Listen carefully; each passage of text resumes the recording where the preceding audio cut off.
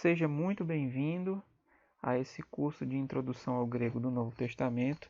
Eu me chamo Alex Lima e você está no canal Bíblia Digital aqui no YouTube. E antes de mais nada, eu quero convidar você a se inscrever no nosso canal, tá? Ativar o sininho das notificações, porque aí sempre que subir um vídeo novo no canal, você será notificado.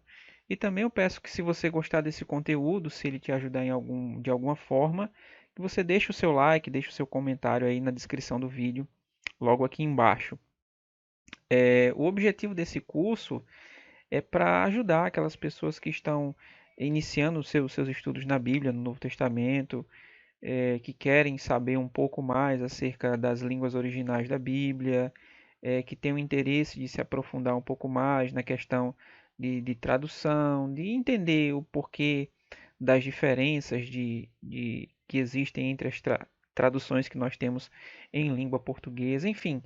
Então, esse primeiro módulo, né, que nós estamos começando, Introdução ao Grego do Novo Testamento, ele tem essa proposta introdutória mesmo, de alfabetizar a pessoa na língua grega, né, de apresentar para ela o alfabeto grego e capacitar a ler o texto do Novo Testamento na sua língua original, fazer a leitura do texto grego. Então nós vamos iniciar esse primeiro módulo tendo esse objetivo, né, de, ao chegarmos ao final dele, não sei nesse momento, não tenho certeza de quantos vídeos serão gravados para esse primeiro módulo introdutório, mas o objetivo dele é dar as ferramentas, dar a condição para que o aluno ele tenha, ele consiga fazer a leitura do Novo Testamento grego na língua original. Tá? É, também serão disponibilizados ao longo das aulas alguns PDFs, tá? Para que você possa fazer os exercícios que serão que devem ser praticados para que você chegue a um determinado objetivo, alcance a determinada competência, à medida em que a gente em que formos avançando no estudo da língua grega. Ah, outra coisa também que é importante falar, importante ressaltar, é que estudar uma língua, né, sempre é algo difícil, sempre é algo que exige um pouco mais da gente, dá um pouco mais de trabalho, porque vai nos tirar da nossa zona de conforto. É algo novo e o novo sempre é desafiador, né? Sobretudo uma língua antiga como a língua grega, né? O grego koiné, que é o grego do Novo Testamento.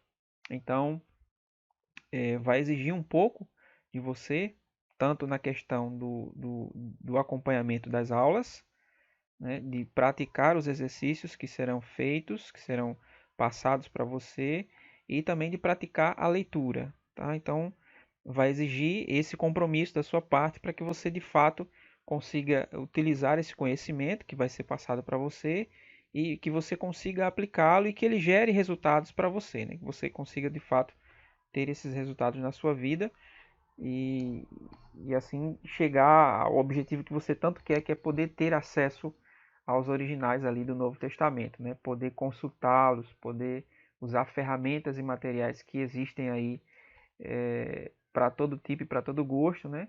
Mas que muitas pessoas nem sabem que existem, ou se sabem que existem, não sabem como utilizar, justamente por falta de alguma orientação. Então, além de estarmos introduzindo você ao grego do Novo Testamento, também vamos estar apresentando as ferramentas que estão aí disponíveis, né, tanto em termos de livros, né, que existem, estão disponíveis em língua portuguesa, como também consultas na internet, softwares que você pode ter, tanto no seu celular quanto no seu computador, para que por meio deles você consiga consultar diversas coisas ali, diversas expressões, diversas palavras e facilite o seu estudo, facilite o teu acesso ao conhecimento do grego do Novo Testamento. Então queremos começar essa nossa primeira aula trazendo uma citação que diz o seguinte: por que nós precisamos estudar o grego, ou o grego do Novo Testamento? Por que estudar grego? Essa é uma pergunta importante, porque normalmente nós nos deparamos com pessoas questionando, né, a necessidade. Por que é que eu vou estudar o grego se eu já tenho a minha Bíblia em português? Para que eu vou estudar grego se eu já tenho uma Bíblia em português, né? E é justamente essa pergunta, ela nos faz refletir sobre isso, né? Qual a necessidade, então, de nós estudarmos o grego? Exatamente pelo fato de que a Bíblia em português não é o texto original, ok? Ou pelo menos o Novo Testamento, né? Já que estamos tratando da língua grega especificamente, né? Justamente por conta disso, porque o Novo Testamento ele foi escrito originalmente em língua grega, especificamente o grego koiné, em termos gerais. Então, foi por meio da língua grega que o Novo Testamento chegou até nós. Então, só por isso, só por esse fato, nós deveríamos ter alguma preocupação em estudar e em conhecer o grego do Novo Testamento. Então, a citação diz o seguinte: há necessidade de estudar a Bíblia nas línguas originais, pois isto nos leva de volta para as raízes da fé bíblica. O uso das línguas também é importante para pastores e outros, pois capacita muitos a participarem do trabalho da exegese e interpretação bíblica. A exegese é uma palavra grega cujo sentido é extrair, né, trazer para fora, né, é extrair.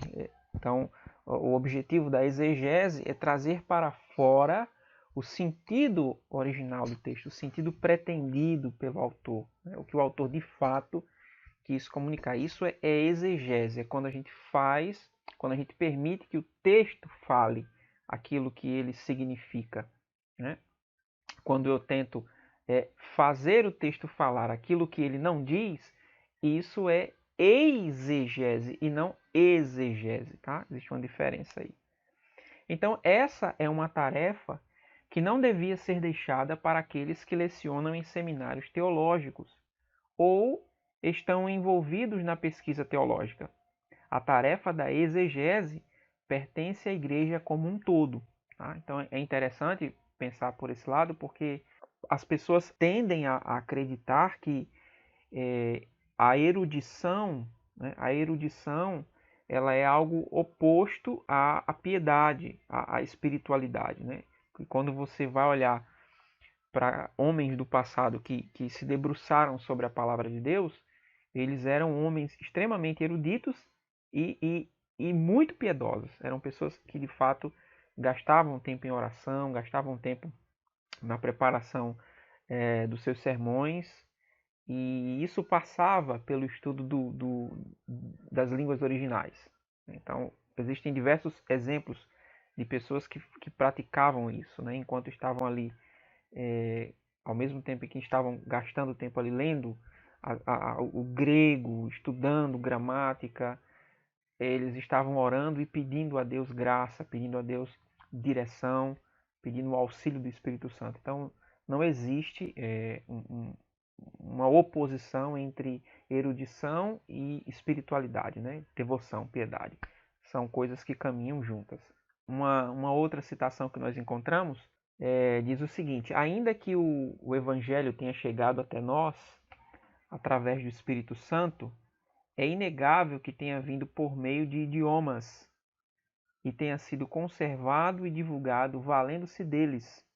Essa citação aqui é uma citação de Lutero, corrigindo aqui, é uma citação de Lutero, uma carta que ele escreveu, e ele reconhecendo, né, a necessidade e o valor de se estudar a língua grega, justamente pelo fato de que foi uma das línguas escolhidas, né, para que a palavra de Deus, o Evangelho, ele chama de Evangelho também, chegasse até nós. Então, se Deus não desprezou esses idiomas, mas os escolheu dentre todos os outros, para que neles fosse escrita a sua palavra, também nós devemos honrá-los acima de todos os outros. Tá? Então, Lutero reconhecia o valor e a necessidade de se estudar as línguas originais da Bíblia. Bom, então aí por volta do ano 330 a.C., né, que é o período que marca o início das conquistas de Alexandre o Grande, até 330 depois de Cristo, em todo o Império Romano começou a ser usado o grego koiné. Então, era uma espécie de... O grego naquela época era uma espécie de... Era o que o inglês é hoje para nós, né? Era uma língua franca, uma língua conhecida e falada em todo o Império. Com exceção das tribos bárbaras, né? Que ficavam ali ao norte da Europa, Bretanha. Mas no mundo civilizado, podemos assim dizer, o mundo que foi conquistado por Roma, o grego tornou-se uma língua franca. E o grego que era falado era o grego koiné. Koiné que significa comum. Então vamos lembrar que por volta de 250 a.C., por exemplo, você tem aí a composição a primeira tradução, né? A composição da primeira tradução do Antigo Testamento em hebraico para a língua grega, né? Então você tem ali a tradução da famosíssima Septuaginta, LXX, em algarismo romano. E o grego que foi utilizado para essa tradução foi justamente o grego koiné. Tá? Mais tarde, quando aí, no primeiro século surgiram então os escritos do Novo Testamento, quando eles começaram a ser compostos, também foi este grego, né, que foi utilizado na sua redação. Então, aí está a sua importância. Né? Você tem a Septuaginta, que foi produzida fazendo-se uso do grego koiné, e você tem aí os escritos do Novo Testamento. Então, só esse fato já é suficiente para que a gente entenda a importância de se estudar a língua grega para ir às fontes do Novo Testamento. Okay? Bom, nesse primeiro momento, nós vamos apresentar para você o alfabeto grego. Tá? Posteriormente, nós vamos ver as sílabas, como são as sílabas, as divisões silábicas. Nós vamos ver também os encontros vocálicos, tá? E os acentos e outros sinais gráficos, tá? Que estão presentes no texto grego. Então, inicialmente, nós veremos nesse primeiro momento de alfabetização, nós abordaremos esses 4 tópicos, tá? Vamos começar então pelo alfabeto grego. Bom, então a nossa primeira letra aí é a letra alfa. Alfa. Então você verá as letras maiúscula à esquerda e a letra minúscula, tá? A escrita minúscula à sua direita, tá? E logo abaixo o nome dela, como se lê em português, em caracteres latinos, e o nome com caracteres ou com as letras do alfabeto grego, tá? Então, alfa. Alfa equivale ao nosso A, tá? Como A em amor, ok? Essa seria a primeira letra do alfabeto grego. A segunda letra é a letra beta. Beta, assim que se pronuncia. Ela é equivalente à nossa letra B. Beta. A terceira letra é a letra gama. Gama, tá? Gama. No grego não tem som de G, como em gelo, tá? Mas como a palavra gato, tá? Apesar de existir uma letra que é equivalente ao nosso G, mas não existe o som de gelo, e sim de gato, tá? Gama. Essa é a terceira letra do alfabeto grego. Uma outra letra é a letra delta. Delta. Delta que também é muito usado, né? Muitas dessas letras são usadas em cálculos, em fórmulas de física, matemática, química, né? Delta me lembra muito de uma fórmula de física que era variação de tempo. Então, delta. Okay? Delta, aquele D, como em dado.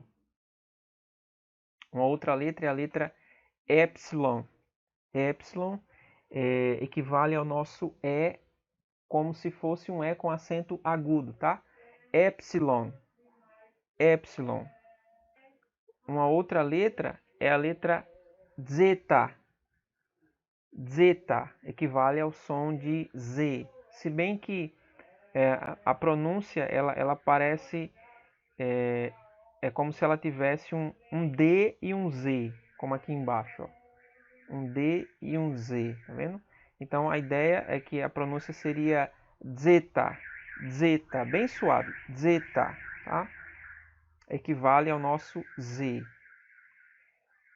Bom, uma coisa que é interessante é que a língua grega tem um outro som de E, só que um E mais fechado, né? Ele parece o nosso N, tá? Minúsculo, ele parece o nosso N em português, mas ela tem som de E, tá? O maiúsculo, ele lembra a nossa letra H, tá? Tem som de E, seria eta, eta. Então você tem o epsilon, que também tem som de E, só que como se é pronunciado como se tendo um acento agudo, epsilon, tá? E eta, um som fechado, como se tivesse um acento circunflexo, tá? Aí você tem o theta, theta, theta tem um som de T, mas não esse T dental, como a gente fala aqui no Nordeste, né?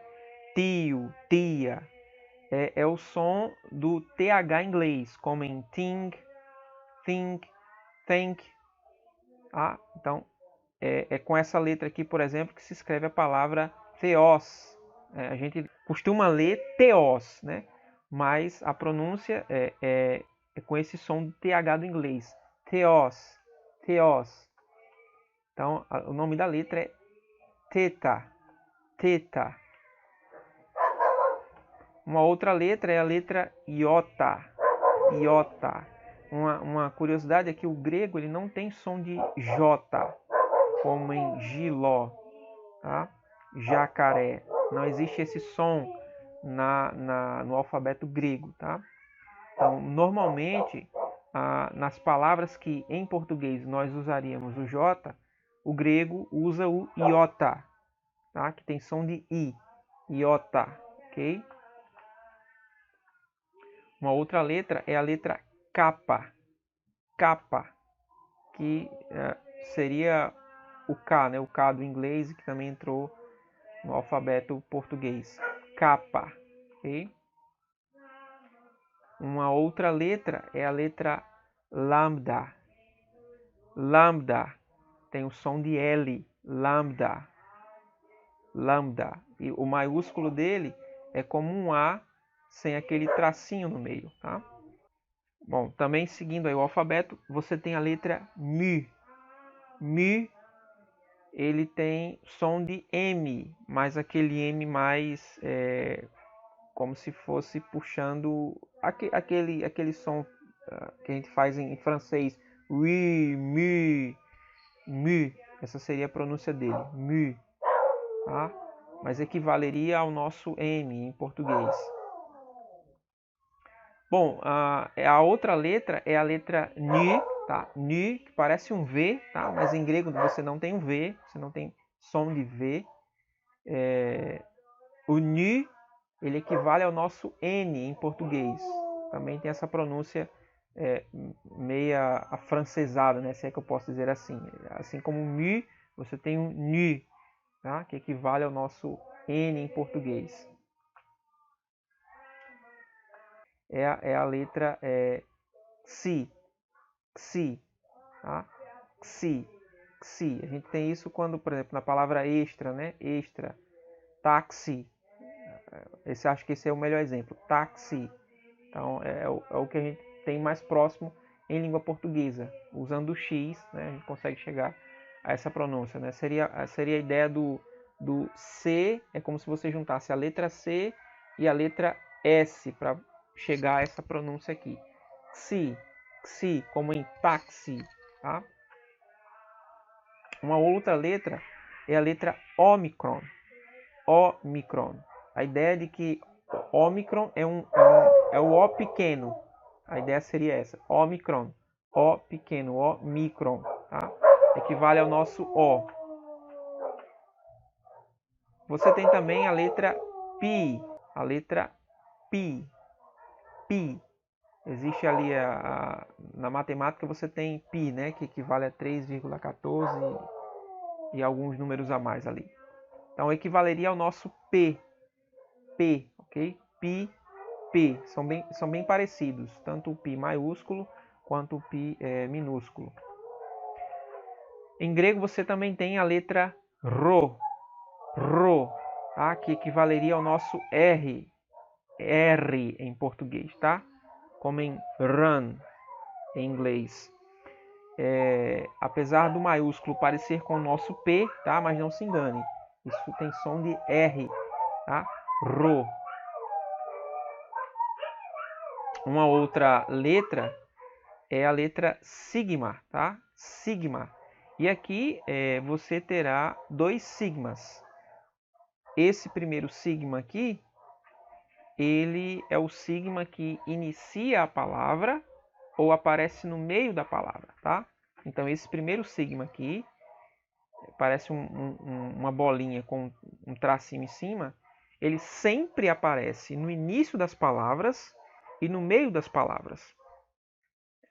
O outro sigma depois da barra, que lembra muito um S ou um 5, ele sempre aparece no final da palavra. Então você tem, podemos dizer que esse sigma é o sigma final, tá? É o sigma final. Ele sempre aparece no final da palavra, ele termina a palavra. Tá? Esse outro sigma é sempre no começo da palavra ou no meio da palavra. E aqui você tem o sigma maiúsculo, tá? Sigma. Essa é a pronúncia dele. Você tem uma outra letra T no grego, tá? O grego tem duas letras E, duas letras S, duas letras T, tá? Então, T. Aqui sim, agora você tem um T como em tal,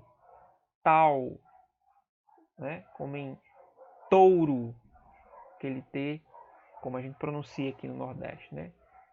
T, tal, ok? É o nome da letra, tal. E você tem a letra Y, Y. Tá? O minúsculo não tem aquela perninha puxada para baixo, tá? Y, essa é a pronúncia dela, Y. Que você tem o maiúsculo. Uma outra letra, né, que inclusive, se eu não me engano, é até o símbolo da psicologia, é a letra Fi. Fi. Fi. É aquele som do PH, né? Fi. Filosofia, tá? Fi. Letra Fi. Você tem a letra Ri. Esse som aqui a gente não tem em português, é um som mais gutural. Ri. Ri. Inclusive, a palavra Cristo em grego começa com essa letra aqui. Christos. Christos. Tá? É um som bem difícil de produzir, tá? Porque é um gutural. É um som que é produzido aqui na garganta. Tá? Então, esse som a gente não tem ele no nosso alfabeto, na língua portuguesa. Uma outra letra é a letra Psi. Psi. Inclusive até eu cometi um equívoco, né? Esse aqui é o símbolo da psicologia, né? É justamente esse aqui, não Fi, tá? É o Psi, tá? De onde vem então a palavra psicologia, tá? Parece ele lembra muito um tridente, né? E por fim, a última letra, né? A letra ômega. Ômega. Então, no grego você tem dois sons para a letra E. Você tem dois T, né? Você tem dois sigma, tá? E você tem duas letras O, né? O Omicron e ômega, tá? Esse é o ômega, tá? E por fim, nós finalizamos aqui a apresentação do alfabeto para vocês, tá? Agora eu quero mostrar para vocês uma tabela com todas essas letras dispostas uma a uma. Então, finalizando aqui, aí você tem todas as letras, né? Alfa, beta, gama, delta, epsilon, zeta, eta, theta, iota, kappa, lambda, mu, nu, xi, ômicron, pi, rho, sigma, tau, y, phi, ri, psi e ômega, tá? Todas as letras minúsculas. E aqui você tem as maiúsculas junto com as minúsculas, tá? Repetindo mais uma vez, para você pegar bem a pronúncia. Alfa, beta, gama, delta, epsilon, zeta, eta, theta, iota, kappa, lambda, mu, nu, xi, ômicron, pi, rho, sigma, tau, y, phi, ri, psi, ômega. Ok? Então depois volte aqui nessa aula, revise as letras do alfabeto grego, revise a pronúncia, né? Pronuncie juntamente quando você ouvir o vídeo, pronuncie, tá? Isso vai te ajudar a memorizar essas letras. Na próxima aula, eu vou ensinar como você irá escrever. Nós vamos praticar um exercício de escrita e eu vou te ensinar como escrever essas letras, tá? Porque pronunciando e escrevendo, né, olhando, pronunciando e escrevendo, você irá rapidamente conseguir memorizar essas letras e isso vai te ajudar e muito quando você chegar diante do texto grego para fazer as suas leituras, tá? Então, na próxima aula, nós vamos aprender como fazer, como escrever cada letra dessa uma a uma e eu vou disponibilizar um arquivo para você baixar, tá? No seu computador, para você baixar, se possível imprimir aí na sua casa, ou então você escreve mesmo numa folha à parte, numa folha de caderno, numa folha 4, e vai escrevendo junto comigo, tá bom? Então, que Deus continue te abençoando e te ajudando nessa tarefa aí de estudo da língua grega. Deus abençoe e até o próximo vídeo.